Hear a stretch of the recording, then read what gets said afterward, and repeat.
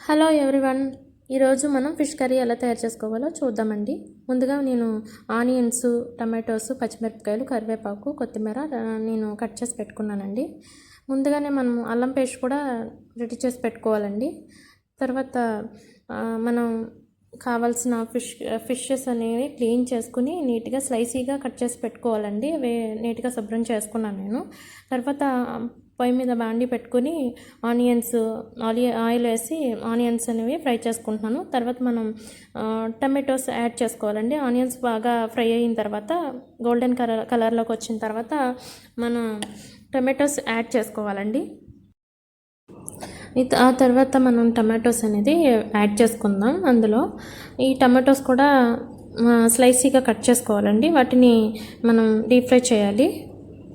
తర్వాత మనం అందులోకి మిర్చీస్, కరివేపాకు అన్నీ యాడ్ చేసుకోవాలి. యాడ్ చేసుకుని నీట్గా మనం తిప్పుకోవాలండి. గరిటె ఉంటుంది కదా, దాంతో మనం మొత్తం అన్నీ తిప్పేయాలి.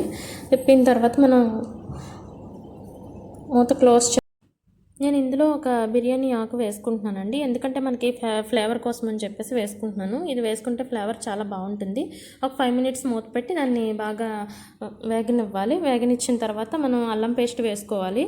అల్లం పేస్ట్ పచ్చివాసన పోయేంత వరకు కూడా మనం మిక్స్ చేసుకోవాలి. మిక్స్ చేసుకున్న తర్వాత బాగా డీప్ ఫ్రై చేసుకుని కొంచెం మగ్గనివ్వాలి. దాన్ని మళ్ళీ మూత పెట్టేసేద్దాం. దీంట్లో మనకి బిర్యానీ ఆకు వేసుకుంటే చాలా మంచి ఫ్లేవర్ అనేది బాగుంటుందండి. సో నేను అందుకనే యాడ్ చేశాను. మీకు ఇష్టమైతే యాడ్ చేసుకోవచ్చు, లేదంటే స్కిప్ చేసేసుకోవచ్చు. తర్వాత మూత పెట్టి కాసేపు ఉంచుదాము. ఇది మగ్గిన తర్వాత మళ్ళీ ఒక 5 మినిట్స్ తర్వాత ఓపెన్ చేసుకుందాం. ఓపెన్ చేసుకుని ఇవి బాగా మిక్స్ అయిపోయినాయి చూడండి. బాగా స్మాష్ అయిపోయిన తర్వాత మనం దాంట్లో కొంచెం వాటర్ అనేది కొంచెం పెట్టుకున్నాం కదండి, మనం చింతపండు రసం అనేది పెట్టుకున్నాం కదండి, అది యాడ్ చేసుకోవాలి. అది యాడ్ చేసుకుని కొంచెం బాగా మగ్గనివ్వాలి. అందులోనే కొంచెం మిక్స్ చేసి కాసేపు అలా తిప్పుకొని ఉడకనివ్వాలి. ఉడకనిచ్చిన తర్వాత మొత్తం మిక్స్ అయిన తర్వాత కొంచెం అందులో మనము వాటర్ అనేది యాడ్ చేసుకోవాలి. ఒక 2-3 గ్లాసులు యాడ్ చేసుకుంటే సరిపోతుందండి. ఇందులో ఆ వాటర్ బాయిల్ అయిన తర్వాత కొంచెం పసుపు, అందులోనే కొంచెం సాల్ట్, అందులోనే కొంచెం కారం యాడ్ చేసుకున్నానండి. యాడ్ చేసుకున్న తర్వాత మిక్స్ చేసి దాన్ని కొంచెం సేపు బాయిల్ అవనిద్దాం. మూత పెట్టేశాను. ఒక 5 మినిట్స్ తర్వాత మళ్ళీ ఓపెన్ చేసి ధనియాల పొడి, జీలకర్ర పొడి యాడ్ చేసుకున్నాను నేను. యాడ్ చేసుకున్న తర్వాత మళ్ళీ దాన్ని మిక్స్ చేసి మళ్ళీ క్యాప్ క్లోజ్ చేశాను. తర్వాత దాన్ని బాయిల్ అయిన తర్వాత మనం ముందుగా క్లీన్ చేసి పెట్టుకున్న ముక్కలు అనేవి యాడ్ చేసుకుందామండి. యాడ్ చేసుకుని చక్కగా మూత పెట్టేసుకుని మళ్ళీ కాసేపు ఉడకనివ్వాలండి.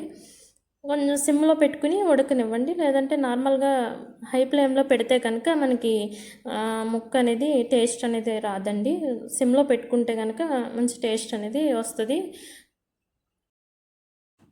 ఇప్పుడు మూత ఓపెన్ చేసి చూసుకుందామండి. చూడండి, దగ్గరికి వచ్చేసింది. ఫిష్ కర్రీ రెడీ అయిపోయినట్లేనండి మనకి. ఇప్పుడు ఇందులో సరిపడా సాల్ట్ చూసుకుని, సాల్ట్ సరిపోతే కనుక వేసుకోవాలండి. తర్వాత మనం ఫిష్ కర్రీ అయిపోయి వచ్చింది కదండి. ఇప్పుడు మనం కొత్తిమీర వేసి గార్నిష్ చేసుకుందాం. సో ఆంధ్ర స్టైల్లో మనకి గుమగుమలాడే ఫిష్ కర్రీ రెడీ.